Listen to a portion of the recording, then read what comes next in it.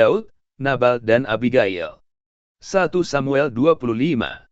Ketika itu ada seorang laki-laki di Maon, yang mempunyai perusahaan di Karmel. Orang itu sangat kaya, ia mempunyai 3.000 ekor domba dan 1.000 ekor kambing. Ia ada di Karmel pada pengguntingan bulu domba-dombanya. Nama orang itu Nabal dan nama istrinya Abigail. Perempuan itu bijak dan cantik, tetapi laki-laki itu kasar dan jahat kelakuannya. Ia seorang keturunan Kaleb. Ketika didengar Daud di padang gurun, bahwa Nabal sedang menggunting bulu domba-dombanya, maka Daud menyuruh 10 orang dan kepada orang-orang itu Daud berkata, "Pergilah ke Karmel dan temuilah Nabal. Tanyakanlah keselamatannya atas namaku. Dan sampaikanlah salam ini kepadanya, Selamat. Selamatlah engkau, selamatlah keluargamu, selamatlah segala yang ada padamu. Baru-baru ini aku mendengar bahwa engkau mengadakan pengguntingan bulu domba. Adapun gembala-gembalamu yang ada dengan kami, tidak kami ganggu dan tidak ada sesuatu yang hilang daripada mereka selama mereka ada di Karmel. Tanyakanlah kepada orang-orangmu, mereka tentu akan memberitahukan kepadamu. Sebab itu biarlah orang-orang ini mendapat belas kasihanmu, bukankah kami ini datang pada hari raya? Berikanlah kepada hamba-hambamu ini dan kepada anakmu Daud apa yang ada padamu." Ketika orang-orang Daud sampai ke sana, berkatalah mereka kepada Nabal atas nama Daud tepat seperti yang dikatakan kepada mereka, kemudian mereka menanti. Tetapi Nabal menjawab anak buah Daud itu, katanya, "Siapakah Daud? Siapakah anak Isai itu? Pada waktu sekarang ini ada banyak hamba-hamba yang lari dari tuannya. Masakan aku mengambil rotiku, air minumku dan hewan bantaian, yang kubantai bagi orang-orang pengguntingku untuk memberikannya kepada orang-orang yang aku tidak tahu dari mana mereka datang." Lalu orang-orang Daud itu berbalik pulang dan setelah sampai, mereka memberitahukan kepadanya tepat seperti yang dikatakan kepada mereka. Kemudian berkatalah Daud kepada orang-orangnya, "Kamu masing-masing, sandanglah pedang." Lalu mereka masing-masing menyandang pedangnya, Daud sendiri pun menyandang pedangnya. Sesudah itu kira-kira 400 orang maju mengikuti Daud, sedang 200 orang tinggal menjaga barang-barang. Tetapi kepada Abigail, istri Nabal, telah diberitahukan oleh salah seorang bujangnya, katanya, "Ketahuilah, Daud menyuruh orang dari padang gurun untuk memberi salam kepada Tuan kita, tetapi ia memaki-maki mereka. Padahal orang-orang itu sangat baik kepada kami, mereka tidak mengganggu kami dan kami tidak kehilangan apa-apa selama kami lalu lalang di dekat mereka, ketika kami ada di ladang. Mereka seperti pagar tembok sekeliling kami siang malam, selama kami menggembalakan domba-domba di dekat mereka. Oleh sebab itu, pikirkanlah dan pertimbangkanlah apa yang harus kau perbuat, sebab telah diputuskan, bahwa celaka akan didatangkan kepada Tuan kita, dan kepada seisi rumahnya, dan ia seorang yang dursila, sehingga orang tidak dapat berbicara dengan dia." Lalu segeralah Abigail mengambil 200 roti, 2 biung anggur, 5 domba yang telah diolah, 5 sukat berti gandum, 100 buah kue kismis dan 200 kue ara, dimuatnyalah semuanya ke atas keledai. Lalu berkata kepada bujang-bujangnya, "Berjalanlah mendahului aku segera menyusul kamu." Tetapi Nabal, suaminya, tidaklah diberitahunya. Ketika perempuan itu dengan menunggang keledainya, turun dengan terlindung oleh gunung, tampaklah Daud dan orang-orangnya turun ke arahnya, dan perempuan itu bertemu dengan mereka. Daud tadinya telah berkata, "Sia-sialah aku melindungi segala kepunyaan orang ini di padang gurun, sehingga tidak ada sesuatu pun yang hilang dari segala kepunyaannya, ia membalas kebaikanku dengan kejahatan.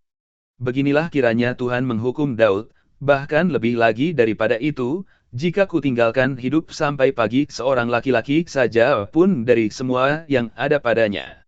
Ketika Abigail melihat Daud, segeralah ia turun dari atas keledainya, lalu sujud menyembah di depan Daud dengan mukanya sampai ke tanah. Ia sujud pada kaki Daud serta berkata, "Aku sajalah, ya Tuanku, yang menanggung kesalahan itu. Izinkanlah hambamu ini berbicara kepadamu, dan dengarkanlah perkataan hambamu ini. Janganlah kiranya Tuanku mengindahkan Nabal, orang yang dursila itu, sebab seperti namanya demikianlah ia, Nabal namanya dan bebal orangnya. Tetapi aku, hambamu ini, tidak melihat orang-orang yang Tuanku suruh. Oleh sebab itu, Tuanku, demi YHWH yang hidup dan demi hidupmu yang dicegah YHWH daripada melakukan hutang darah, dan daripada bertindak sendiri dalam mencari keadilan, biarlah menjadi sama seperti Nabal musuhmu dan orang yang bermaksud jahat terhadap Tuanku. Oleh sebab itu, pemberian yang dibawa kepada Tuanku oleh budakmu ini, biarlah diberikan kepada orang-orang yang mengikuti Tuanku. Ampunilah kiranya kecerobohan hambamu ini, sebab pastilah YHWH akan membangun bagi Tuanku keturunan yang teguh, karena Tuanku ini melakukan perang YHWH, dan tidak ada yang jahat terdapat padamu selama hidupmu.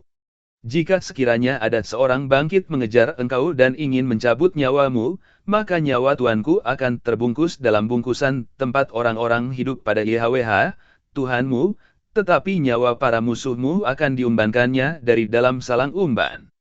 Apabila YHWH melakukan kepada Tuanku sesuai dengan segala kebaikan yang difirmankannya kepadamu dan menunjuk engkau menjadi raja atas Israel, maka tak usahlah Tuanku bersusah hati dan menyesal karena menumpahkan darah tanpa alasan, dan karena Tuanku bertindak sendiri dalam mencari keadilan. Dan apabila YHWH berbuat baik kepada Tuanku, ingatlah kepada hambamu ini." Lalu berkatalah Daud kepada Abigail, "Terpujilah YHWH, Tuhan Israel, yang mengutus engkau menemui aku pada hari ini. Terpujilah kebijakanmu dan terpujilah engkau sendiri, bahwa engkau pada hari ini menahan aku daripada melakukan hutang darah, dan daripada bertindak sendiri dalam mencari keadilan. Tetapi demi YHWH, Tuhan Israel yang hidup, yang mencegah aku daripada berbuat jahat kepadamu, jika engkau tadinya tidak segera datang menemui aku, pasti tidak akan ada seorang laki-laki pun tinggal hidup pada Nabal sampai fajar menyingsing." Lalu Daud menerima dari perempuan itu apa yang dibawanya untuk dia, dan berkata kepadanya, "Pulanglah dengan selamat ke rumahmu, lihatlah, aku mendengarkan perkataanmu dan menerima permintaanmu dengan baik." Sampailah Abigail kepada Nabal dan tampaklah, Nabal mengadakan perjamuan di rumahnya, seperti perjamuan raja-raja. Nabal riang gembira dan mabuk sekali. Sebab itu tidaklah diceritakan perempuan itu sepatah kata pun kepadanya, sampai fajar menyingsing. Tetapi pada waktu pagi, ketika sudah hilang mabuk Nabal itu, diceritakanlah kepadanya oleh istrinya segala perkara itu. Lalu terhentilah jantungnya dalam dada dan ia membatu. Dan kira-kira 10 hari sesudah itu YHWH memukul Nabal, sehingga ia mati. Ketika didengar Daud, bahwa Nabal telah mati, berkatalah ia, "Terpujilah YHWH, yang membelah aku dalam perkara penghinaan Nabal terhadap aku, dan yang mencegah hambanya daripada berbuat jahat. YHWH telah membalikkan kejahatan Nabal ke atas kepalanya sendiri." Kemudian Daud menyuruh orang untuk berbicara dengan Abigail tentang mengambil dia menjadi istrinya. Para hamba Daud datang kepada Abigail di Karmel dan berkata kepadanya, "Demikian, Daud menyuruh kami kepadamu untuk mengambil engkau menjadi istrinya." Lalu bangkitlah perempuan itu berdiri, sujudlah ia menyembah dengan mukanya ke tanah sambil berkata, "Sesungguhnya, hambamu ini ingin menjadi budak yang membasuh kaki para hamba tuanku itu." Kemudian berkemaslah Abigail dengan segera, ia menunggang keledainya, dengan diiringi 5 orang pelayan perempuan. Ia mengikuti suruhan Daud itu dan menjadi istri Daud. Juga Ahinoam dari Yezreel telah diambil Daud menjadi istrinya, kedua perempuan itu menjadi istrinya. Tetapi Saul telah memberikan Michal, anaknya perempuan, istri Daud, kepada Phelti bin Lais, yang dari Galim itu.